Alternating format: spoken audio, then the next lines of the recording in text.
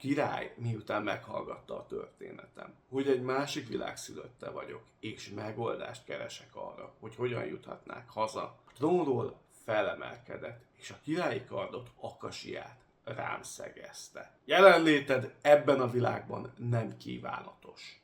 Távozz, kívülálló! Sziasztok! A mai videóban a Babel Light Novel második kötetét fogom bemutatni. A könyvet szerezte Koji Furumiya, az illusztrációkért Haruyuki Morisawa a felelős. A könyv a Yen Press gondozásában kerül kiadásra. A könyv egy másik világban játszódó történet, melyet átsző a mágia, kaland és a mindennapi élet.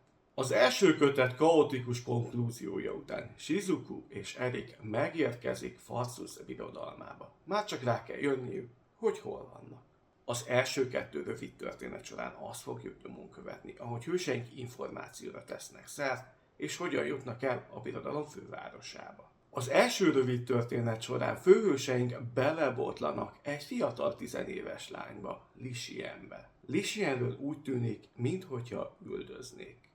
Lixiennek egyetlen kérése van főhőseik iránt, ne árulják el senkinek, hogy találkoztak vele. Főhőseinken érződik, nem akarják magára hagyni Lixient, és felajánlják neki a segítségüket. Kiderül, Lixien és társa elszaporálódtak. Egy teleportáció során külön koordinátákra érkeztek. Miután főhőseink Lixient és társát sikeresen összeboronálják, Lixien társa iratokkal látja el főhőseinket, melyek megnyitják a kaput a királyi palota felé. A második történet Laobe városában játszódik, ahova is a főhőseink tartanak a teleportációs állomásra, amivel el tudnak jutni a fővárosba. Itt viszont a helyi földesúr megállt parancsol nekik. Úgy néz ki, a városban egy grandiózus esküvőre kerül sor. Csak a helyi lakosoknak. Így mindenki más nem teheti be a városba a lábát, nem kívánatos személyek. Ellentételezés fejében viszont a földesúr felajánlja nekik, hogy a városon kívüli rezidenciájában el tudja hőseinket szállásolni, ingyen és bért mentve. A lagzi után főhőseink megérkeznek a királyi palotába. Erik a kapcsolatain keresztül audenciát kér a királytól. Majd megismerkedünk Farsus 30. uralkodójával, Larsszal. Miután Shizuku felvázolja a királynak a szituációt, Larsz 2 opciót ajánl Shizukunak. 1. Távozik a birodalomból, 2. Meghal. Shizuku ezt elfogadhatatlannak tartja, és egy harmadik opciót helyez kilátásba. Távozik a saját világába, viszont ehhez szüksége van Farsus birodalmának a segítségére. Szerencséjére az uralkodóban egy makacs kihívóra talál. Így csak bizonyítania kell, hogy ugyanolyan ember, mint mindenki más ebben a világban, nem pedig kívülálló. A kötet hátralevő részében azt fogjuk nyomon követni, hogy Shizuku milyen megpróbáltatásokon megy keresztül a királyi udvarban. Közben pedig úgy néz ki, főhőseink akárhová teszik be a lábukat, ott egy tiltott átok elszabadul. Nem történik ez máshogy a királyi udvarban sem. Elszabadul a földi pokol. Ami nagyon tetszik a kötetben, ahogy a szerző emlékezteti az olvasót arra, hogy főhőseink nem rendelkeznek emberfeletti képességekkel. Főhőseink, ahogy megérkeznek a Farsusi birodalom szélére, Shizukun látszódik és érződik a fizikai kimerültség, és össze is omlik. Hetekbe telik neki, mire újra összeszedi magát, hogy megfelelő kondícióba kerüljön a teste.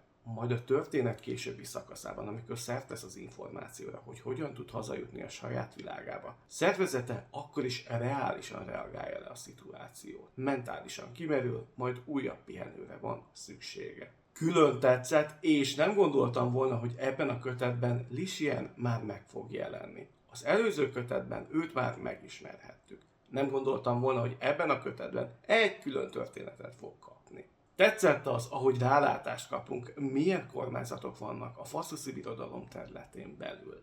Laobe városa, ahova főhőseink megérkeznek, mekkora presztízsel rendelkezik, mekkora befolyása van az északi régiókban. Tetszett az ízelítő az országos politikai ráhatására, illetve a régión belüli házaknak a működésére.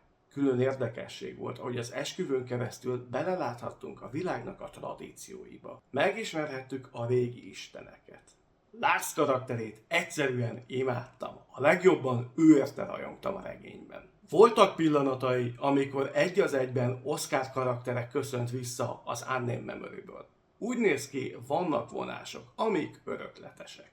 Imponáló volt a karakterében a királyi gőg, az arrogancia, a magabiztosság. Az a tudat, hogy ő az uralkodó, ő fogja meghozni így is úgy is az utolsó szót. Az lesz, amit ő akar. Hasonlított abban is, hogy nem enged az elveiből, viszont hogy megismerje a másik félt. Ebben az esetben Shizukut nem empátiával fordul felé, hanem ezt helyettesíti kíváncsisággal. Az interakciók Lars és Shizuku között imádnivalóak, plusz adott Shizukunak egy jellemfejlődést. Az első kötet során Shizukut egy céltudatos karakternek ismertük meg. Viszont Lars mellett eltöltött picit több mint egy hónap adott karakterének egy pökhendi magatartást. Bár ez elsősorban Lars felé mutatkozik meg, későbbiekben Erik felhívja rá a figyelmet, mint hogyha megmaradt volna ebből karakterében nem kevés. A szerző ebben a kötetben is folytatja a történetmesélésnek a keretes felépítését. A történet közepén, amikor a szerző elkezdte felvezetni a kalandot a királyi udvarban, megfogalmazódott bennem, hogy tudom, mi lesz a probléma, és be is jött.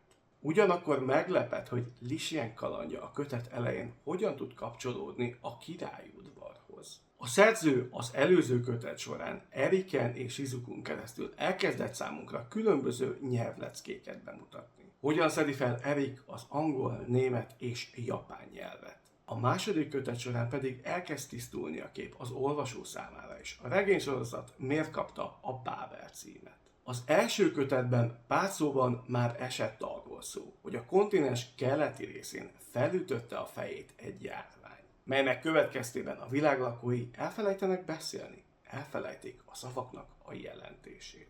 Kis kikacsintás a történet során nem egyszer futottam bele abba a szituációba, hogy a szerző beszélt valami történésre a múltból. És magamon úgy voltam, igen, emlékszem erre, hisz így volt az Unnamed Memory-ban. Majd minden alkalommal szembesültem azzal a szituációval, hogy valójában nem tudom, miről beszél a szerző, hisz sosem láttuk ezt a verzióját a világnak, amiben most hőseink járnak. Ilyenkor még inkább kíváncsivá tesz a szerző, és vágyok egy olyan könyvsorozatra, ahol végigkövethetjük azt a történetet, ahol ebbe a világba a kívülállók nem avatkoztak bele. Érdemes-e folytatni a második regénnyel? Igen, érdemes. Shizuku és Erik megérkezik a Farszuszi birodalomba, ahol Shizuku választhat, hogy távozik vagy meghal. A szerző a második kötet során is folytatja a brilliáns történetmesélését és világbemutatását, amit már az első kötet során megismerhettünk. A szerző a második kötetet egy cliffhangerrel fejezte be, amit nem tartok felnek. Így nem marad más hátra, a harmadik kötet bemutatója is érkezni fog a csatornán.